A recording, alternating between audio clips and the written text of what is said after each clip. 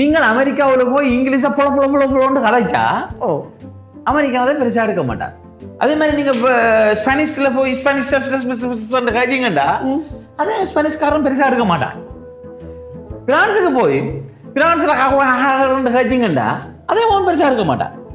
இப்படி எந்த நாட்டுக்கு போய் நீங்கள் எந்த மொழியையும் கடகரண்டு கதைங்கண்டா அவன் பெருசாவே என்ன மாட்டான், எடுக்கவே மாட்டான்.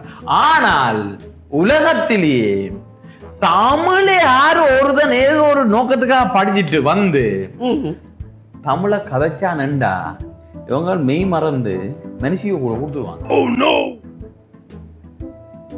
சொல்றேன் நீ இங்கிலீஷ் கதைக்கிறாங்க எந்த ஒரு இங்கிலீஷ் மீடியாவோ எந்த ஒரு பேஸ்புக்லயோ இந்த தமிழை இங்கிலீஷ் கதைச்சிட்டான்னு கொண்டாடின பாத்துக்கிறியோ? சரி வேண்டாம், நீங்க எல்லாம் சிங்களம் கட்சிங்கட்டு சிங்களம் எப்போண்டாலும் உங்களை எங்கேயும் ஒரு பேஸ்புக்ல புகழ்ந்து கொண்டாடிக்கிறானோ இல்லை.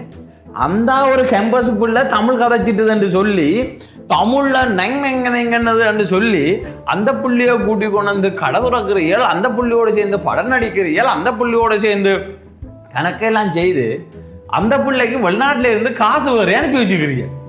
அது ஏன் தமிழை படிச்சதுண்டா பிஸ்னஸ். அப்ப உங்களுடைய அகல்டையும் ஒரு பிரச்சனை இருக்கு. உங்களுக்கு அதுதான் உங்களை வலு வலுத்து போட்டு கடைசியா உங்களோட